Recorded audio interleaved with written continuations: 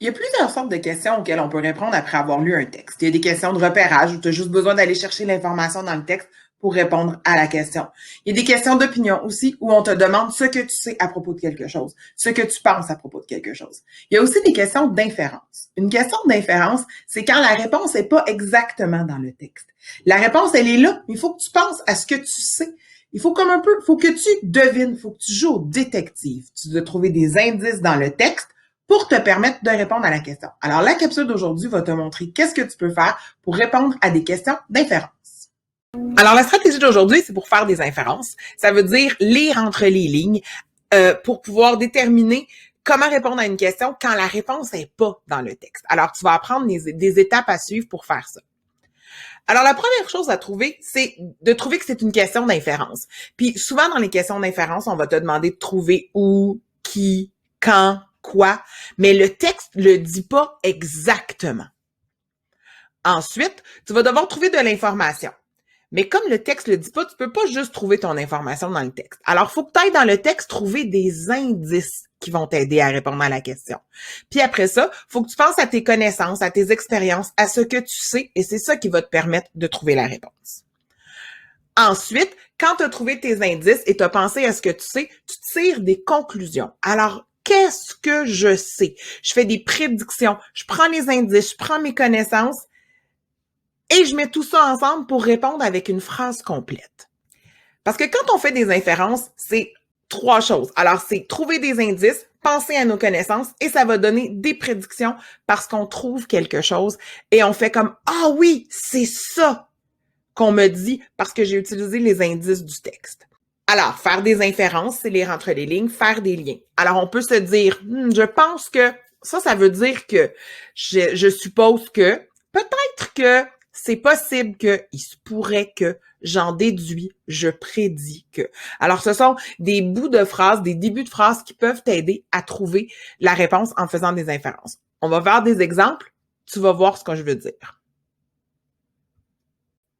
Alors, le premier exemple qu'on va faire, ça va être avec une photo. Parce que dans une photo, il n'y a pas de mots, mais je peux quand même faire des inférences en la regardant. Je peux me demander, par exemple, comment elle se sent, la petite fille? Je peux très bien voir, elle a l'air super contente et elle est très excitée. Je peux aussi me demander, c'est quand que ça se passe, cette image-là? Elle a été prise quand? Si je regarde les indices, je vois que la petite fille, elle porte une tuque, elle porte des mitaines, elle a un foulard, elle a un gros chandail, un manteau. Alors, je peux me penser que c'est l'hiver. Si je regarde les décorations sur la boîte, on dirait des décorations de Noël. Alors, je peux très bien penser que cette photo-là, c'est à Noël. Je pourrais aussi me demander qu'est-ce qu'il y a dans la boîte. Là, ça, faudrait que j'utilise des indices, mais je serais capable de trouver ce qu'il y a dans la boîte. Alors, tout ça, c'est faire des inférences. C'est regarder tous les indices qu'il y a dans la photo, dans l'image, pour trouver qu'est-ce que ça veut dire, comment c'est. La plupart du temps, quand on fait des inférences, c'est après avoir lu un texte. Alors, on va faire un exemple en lisant des textes. Là, ce sont des tout petits textes, mais c'est la même chose que tu fais si tu en lis un plus grand. Alors, je vais commencer par lire le texte. Luc est en colère. Les autres enfants parlent fort et mélangent les livres. Pourtant, il y a des consignes. Il faut chuchoter et ranger les albums à leur place. Où est Luc? Alors, on me demande où est Luc? Je cherche un endroit.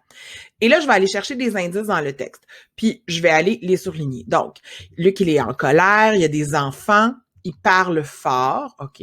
Alors, il y a des enfants qui parlent fort. On parle de livres. Ensuite, on parle de consignes. Puis, les consignes, c'est chuchoter et ranger les livres à leur place. Alors moi, je suis pas mal certaine qu'un endroit où on doit chuchoter et qu'il faut ranger des livres, c'est une bibliothèque. Alors, j'ai utilisé les indices et ce que moi je connais pour pouvoir répondre à la question. Donc, je vais aller maintenant répondre à ma question. Où est Luc? Alors, je vais faire une phrase complète. Luc est à la bibliothèque. Je suis pas mal certaine que c'est là que Luc est, parce que j'ai utilisé les indices du texte et ce que je connais pour trouver ma réponse. Luc est à la bibliothèque. Alors, on va faire un autre exemple. On va utiliser un autre texte. Donc, je vais faire exactement la même chose. Je vais lire le texte, je vais trouver des indices, puis je vais trouver ma réponse. Claire lave la tête de sa cliente, puis l'installe confortablement sur un fauteuil. Elle est prête à couper les cheveux de la dame. qui est Claire? Alors, je cherche une personne, je cherche son travail, j'imagine. Alors, je vais aller trouver des indices. Claire lave la tête de sa cliente, OK? Alors, elle lave la tête, on parle de tête. D'habitude, quand on lave la tête, on lave les cheveux. Elle a une cliente, alors c'est quelqu'un qui vient la voir pour quelque chose. Il y a un fauteuil, OK, fait qu'elle est assise. Ensuite, elle est prête à couper les cheveux. Oh, couper les cheveux! Super indice! Alors moi, je suis pas mal certaine qu'il y a quelqu'un qui lave des cheveux et qui coupe des cheveux, c'est une coiffeuse. Alors, je peux dire que Claire est une coiffeuse. Donc, je vais aller écrire, encore une fois, je vais faire une phrase complète. Donc, Claire est une coiffeuse parce que j'ai utilisé les indices du texte et ce que moi je connais pour pouvoir trouver la réponse à la question. On va faire un autre exemple en faisant exactement la même chose. On va lire le texte, trouver les indices, écrire la réponse. Donc, papa finit de me lire une histoire, puis m'embrasse. Il éteint la lumière et sort de ma chambre. À quel moment de la journée sommes-nous? Alors là, je cherche un moment. Je cherche quand dans la journée. Ça le dit pas, mais j'ai beaucoup d'indices. Alors, papa finit de me lire une histoire. Alors, il y a une histoire. Il y a papa. Il m'embrasse. OK. Il m'embrasse pas tout le temps. Éteint la lumière. Oh, il éteint la lumière et il sort de ma chambre.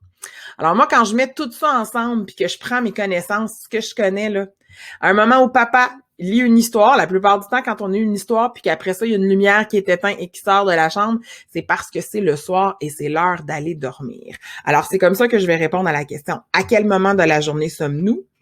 Alors, nous sommes le soir, c'est l'heure de dormir. Alors, j'ai utilisé les indices que j'ai trouvés dans le texte et que j'avais surlignés et ce que moi je connais, mes connaissances pour tirer des conclusions et donc faire des inférences en disant nous sommes le soir, c'est l'heure de dormir, même si le texte le disait pas. Et c'est ce que tu dois faire toi quand on te demande de faire des inférences, utiliser les indices du texte et ce que tu connais pour arriver à trouver la réponse. Alors voilà, la prochaine fois que tu vas avoir une question dans un texte, qu'on va te demander qui, où, quand, quoi, et que tu trouveras pas la réponse, dis-toi, oh, c'est une question d'inférence et demande-toi quels indices je peux trouver dans le texte ou peut-être dans les images et qu'est-ce que moi je sais pour pouvoir arriver à tirer des conclusions, pour pouvoir te dire, je pense que ça pourrait être, ça se peut que. Alors, c'est ce que tu dois faire chaque fois que tu dois faire des inférences après avoir lu un texte. Maintenant, à toi de te pratiquer. Bonne chance!